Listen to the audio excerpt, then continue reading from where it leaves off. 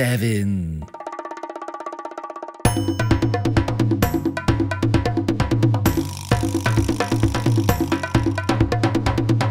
Hi everybody, you've been great answering my polling questions. You've been asking for more magic. So part 7 of Secrets Behind the Mirror is loaded with magic. Now, if you're not familiar with Secrets Behind the Mirror, the link is right down below. Click it and you will be taken right to the playlist so you can start at part 1. And part 1 shows you just how bad this act was. I mean, it was horrible, but I was encouraged to keep moving forward and improving it. And that's really what this series is all about. So go there. I'll see you in part 7. Okay, we're about to watch me work in my studio to try to figure... My studio is my living room, right? But I'm trying to figure out how I can start formulating the rules of my universe. Now, this guy is not a magician. That means I cannot have the appearance of skill. And that is so hard to hide when you're a magician, right? So that means in this particular universe, the magic should come to me somehow. So the props need to animate in some way so that I don't affect them. And this is the first experiment of that. So let's see what happens. I walk in with the candle. I set the candle down. I'm going to pause it right here for a second. Now, some of these videos are really crappy as far as the quality. It's because they were shot badly. So I apologize, but I've done as much as I can to make them better. So here we go. I'm setting the candle down. And blip, a wand pops up. And we go from there. Now, we're at a live show. And I've abandoned that part of the opening and opted for something else. Now, I'm still kind of not affected, but I want you to watch this. So I'm setting the candle down. This is a live show. And I put the candle in I put the wand in a box. And I loved this box. And I had to take it out of the act because the box weighed too much. And it slowed the act way down too. It's beautiful. And I love that. By the way, that costume, it weighed too much too. That costume alone weighed 10 pounds. So watch what happens. I'm just banging it around, not knowing what's going on, and bloop, the silk vanishes. I mean, that is a miracle. And so that was the start of everything has to be done in a way that I can't affect it. Now watch this. What happens? Watch what happens to a wand. Now that was a fly that was buzzing around me, and the wand turns into a key. And the key opens the lock. Pretty cool. Now you'll notice that the key has a little ribbon attached to it. I'll back that up. Let's watch that segment again, and I'll tell you a little bit more about it. Okay, so I'm tapping the wand around, not knowing, and now I'm going to stop it right here before the wand makes the silk vanish. Now, one of the other reasons why the box is gone is because the box, not only it weighed a lot, it's because look at the space on that table. I have built that table out as big as I can get it for my suitcase, but the problem is there's not enough real estate on that table. It's getting too proppy, right? So that's one of the other reasons why. So if you think about it, some of the ideas that you have, they have to have not only reasons to propel the story forward, and some of the ideas that you might have are fantastic, but they weigh so much that you have to make that decision. Now, not only did it weigh, the box weigh too much, But when you look at how long it takes for any magic to happen, it took almost 1.5 minutes to 2 minutes. Now, when you're competing in the World Championships of Magic, you have a maximum 10 minutes. And I'm already 2 minutes in. So if you divide 2 into 10, that's 5. I'm 1/5 of the way through my act, and I've done Zippo. So that's another reason why. So the silk vanishes, and we're looking, and there's a lock. Now the lock is there for a reason. There's a problem to solve. So the fly is coming around, and I catch the fly, and it turns into a key. Now I put a ribbon on the key so that people could see it better. Because when I was holding onto the key, you didn't really understand what it was. But see, now I have a problem to solve. I open up the lock, and then the lock opens the book, and then watch what happens. Bleep, the wand pops up. An interesting way to get to the next phase. And then the wand sticks to a page and turns it over. I don't do that anymore. So here's another way to do this. So I walk out on stage with the candle, and this is in my basement. I'm just testing.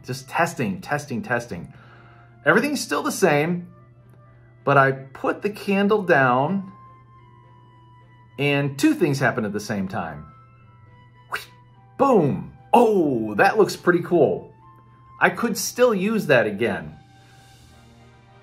And I used it for a while. But the problem was, too many things happened all at once. Now we're gonna watch a tango. I'll shut up. All right, now I'm not gonna shut up. I have to explain this. The tango. I have to adjust this a little bit here.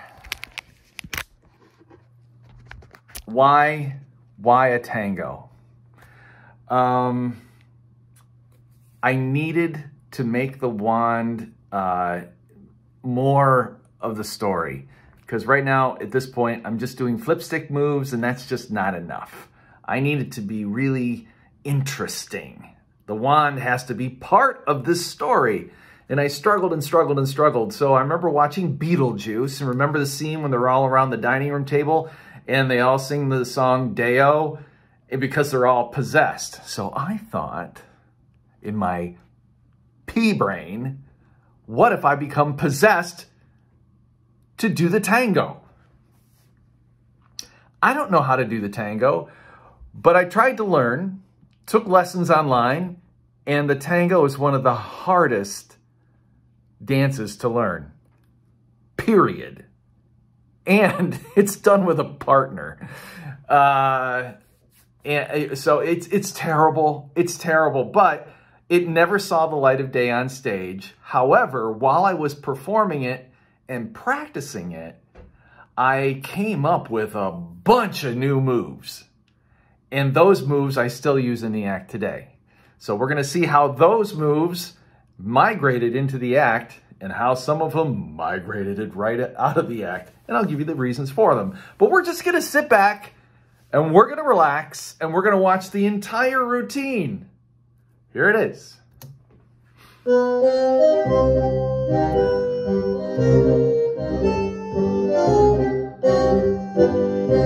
It's a good move.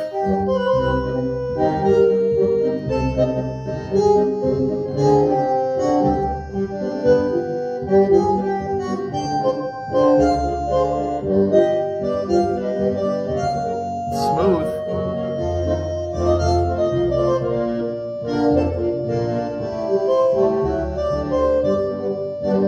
Good stuff. I like the around the silk, around the neck.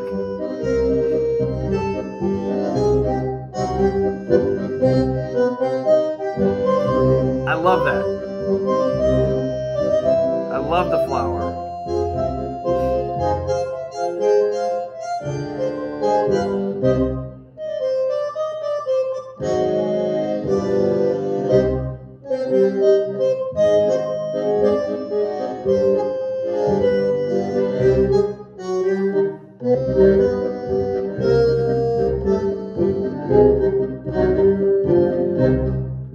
That's supposed to be the table.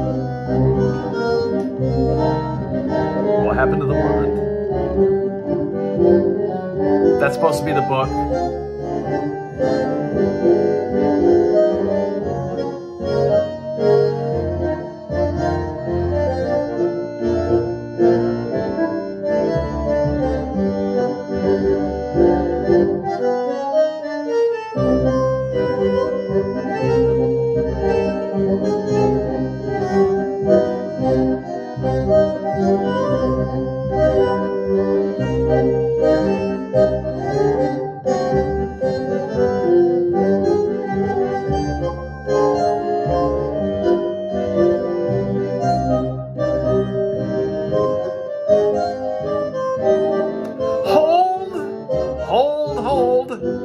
That's how long I thought people were going to applaud. Keep applauding, keep applauding. Stupid. What just happened there? I came up with a whole bunch of new ideas. For a little while, they stuck with the act. The rose in the mouth was really cool. The rose at the end was a nice finish. There was also some nice moves with the silk going around the neck, and I really liked the one where the silk winds around my arm and then the stick is gone. Very, very nice stuff. But it just, I couldn't carry off the idea that somehow I was possessed. So I canned it, but kept a bunch of stuff. And now I just want to say that when you are thinking about routining your act, you've got to play. And you have to do stuff that's ridiculous. Sometimes playing with a different piece of music, you find new things that are an interesting discovery. Just happens out of the blue. So let's look at this yellow silk and the wand and what happens next. It's really quick. This wand is going to turn into my glasses. Boom, there it is. Pretty quick. And I let go of it because it was too fast. And so that was the end of that routine. Now, this was an interesting experiment. I wanted to walk out with a flashlight, and I did this for live audiences for about a year, and it was really cool. And there's a few funny little bits there. And watch what happens. It's pretty neat. And I did it at the castle a couple of times for 2 seasons, and it went over great.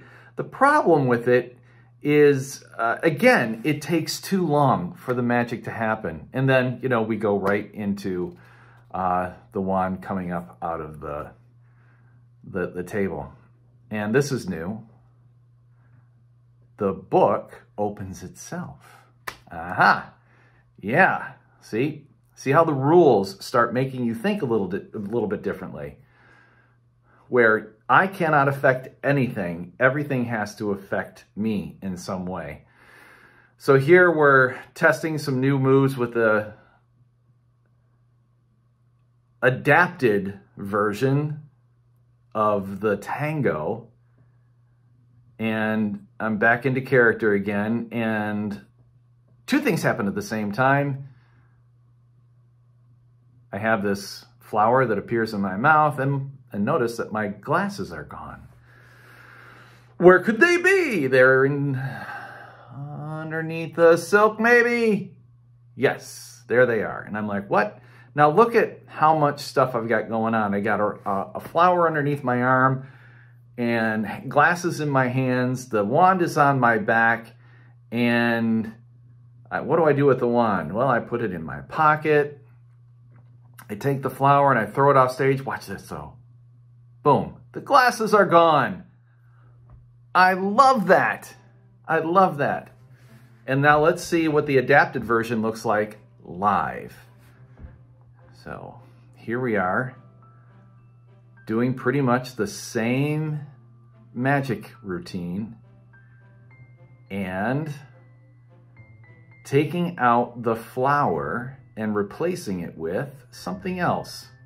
It's kind of kissing me or doing something, I don't know. And a wand appears in my mouth.